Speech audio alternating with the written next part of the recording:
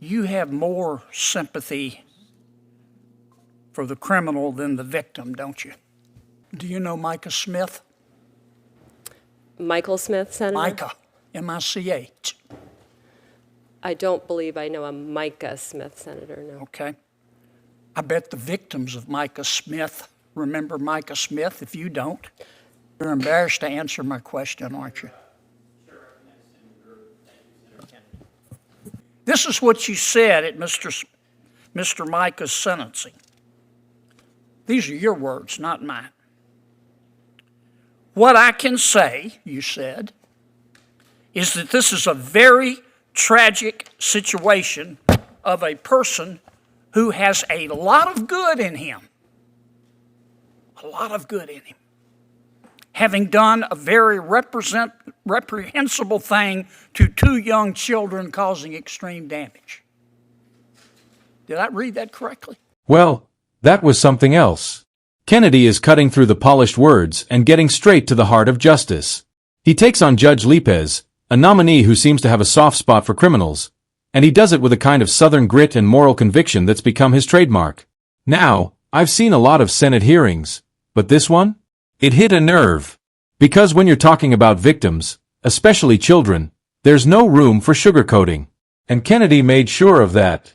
Stick around, because after you watch this exchange, I'll share my full reaction. And trust me, you'll want to hear it. Backhand index pointing right, don't forget to like, subscribe, and click the bell. Because on this channel we break down moments just like this, where truth cuts through political polish. Judge Lopez, I'm going to quickly note there's a reason the Democrats have scheduled you on this panel, because you have a long pattern of sentencing criminal defendants to egregiously light sentences, including one child molester who molested a 4-year-old and 9-year-old, and you sentenced him to only 6 years in prison, including, as we heard before, one woman who was responsible for killing her 1-year-old son, who was coated in fentanyl. His pajamas were coated in fentanyl. His sheets were coated in fentanyl. You could have sentenced her to 30 years. You sentenced her to only 4 years. It's an egregious pattern, but the reason you're put on this panel is the Democrats know that most Republicans will not have time to question you about that terrible record, because your colleague on this panel, her record is even worse.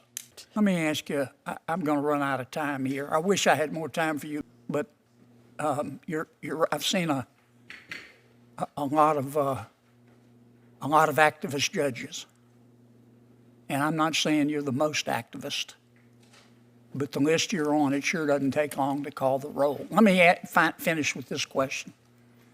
I'm going to end as I began, Judge Lopez.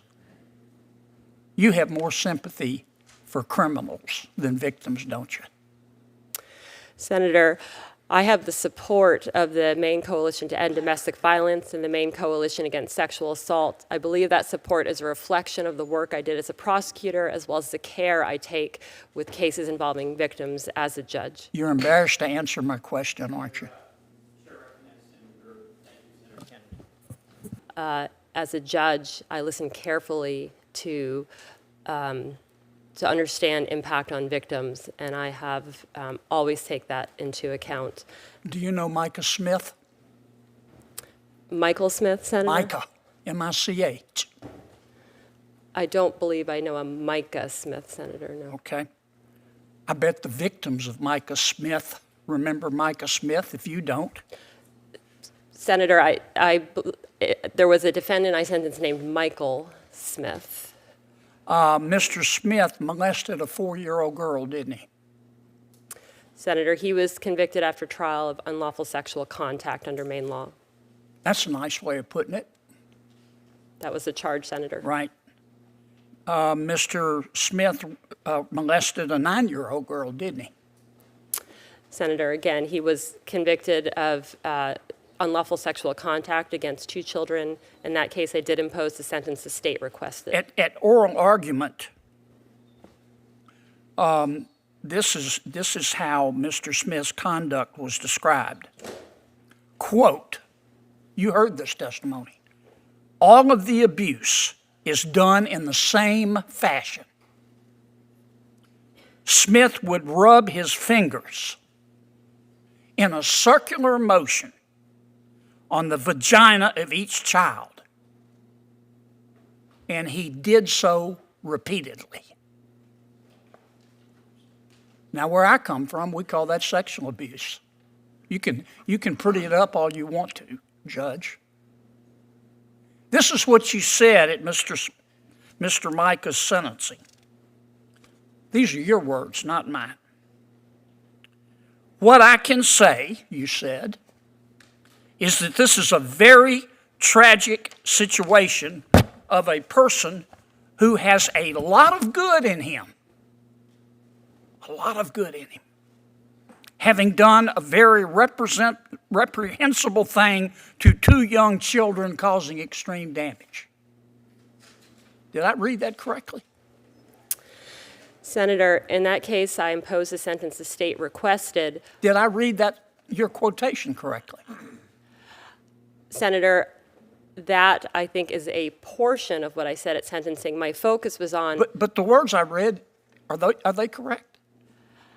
That's what was reported in the paper, Senator. I have not seen a transcript of the sentencing. I bet the victims remember, Judge.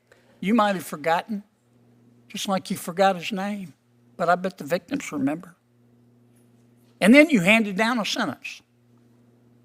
You gave Mr. Smith 12 years, but you suspended 6 of them, didn't you? Senator, that was at the recommendation of the state because but it was your ruling. Is that an accurate statement of your ruling?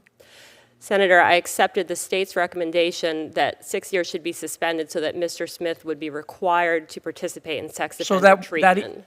I appreciate the lengthy explanation, but I think it's a pretty simple question. That was your sentence, right? Yes, I imposed the sentence the state requested in that case. Are you familiar with the Bangor Daily News? I am the Bangor Daily News, Senator. Right. Did you read the article they wrote, quote, "Light sentences send a message that domestic violence does not matter," end quote. You remember that article? I have read it, Senator. I believe it mischaracterizes a case that is That described. article was about you, wasn't it? My recollection, Senator, is that it described several different cases. The case that I worked on that was described there, the defendant in that case was acquitted by a jury of the most serious conduct, and that was not reflected in that article. And so the newspaper got it wrong. That was an op-ed that I believe misunderstood what happened, which is the jury acquitted the defendant of the most serious conduct that he was charged with. I was not the fact finder in that case, and so at sentencing I was bound by the jury's verdict. You know, every time I watch Senator Kennedy in these hearings, I'm reminded why he stands out. It's not just his wit or his sharp questioning, it's his moral clarity. He's not afraid to make people uncomfortable when the truth demands it. And in this case, he wasn't just questioning a judge. He was defending the victims who don't get a voice in that room. Let's talk about what just happened. Judge Campbell couldn't even remember the name of the man she sentenced, Micah Smith, but Kennedy did. He remembered exactly who this man was and what he did. And when Kennedy read out those horrifying details of the abuse, it wasn't for theatrics. It was to remind everyone in that chamber what's really at stake. 2 innocent little girls, scarred for life. And what did the judge do? She gave the man 12 years, but suspended 6. She called him someone who had a lot of good in him. Really? A man who molested children? Kennedy didn't let that slide. And thank goodness he didn't. Because that kind of softness is exactly what's gone wrong in parts of our justice system. Too much empathy for the criminal, not enough for the victim. And notice how Kennedy stayed calm through it all. He didn't yell, didn't grandstand. He just kept asking questions that hit harder with every answer. When he brought up that Bangor Daily News article about lenient sentences, she tried to explain it away, saying the paper misunderstood the case, that the jury was to blame. But to me, that sounded like excuse after excuse. Kennedy wasn't buying it, and neither was I. What really stood out was his closing. That final line, "You have more sympathy for the criminal than the victim, don't you?" That wasn't just a question. It was a moral challenge. A challenge to every judge who forgets that justice isn't about compassion for the guilty. It's about protection for the innocent. And the best part? Kennedy didn't need to grandstand.